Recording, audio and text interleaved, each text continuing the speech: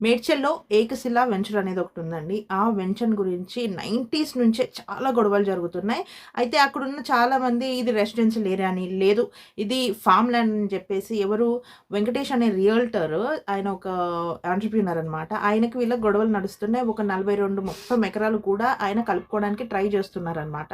So, అది కోర్ట్‌లో case నడుస్తుంది. Revenue department గాని, మున్సిపల్ ఆఫీసర్స్ గాని అందరూ కూడా ఎవరైతే రెసిడెన్షియల్స్ ఉంటారో వాళ్ళ పేరు మీద ల్యాండ్స్ ఎవరైతే ఉన్నారో వాళ్ళకి చెందినయి అన్నట్టు నడుస్తుంది. కోర్ట్ కేస్ నడుస్తుంది. ఇంకా నిన్నేమైంది, ఆయన మొత్తం లేఅవుట్ చేసుకోవడానికి ఎక్స్‌ల దగ్గరికి వెళ్ళడంతోని అక్కడ రెసిడెన్షియల్ అంతా కలిసేసి ఎట్లా కొట్టారంటే మామూలుగా కొట్టలేదు యాక్చువల్లీ.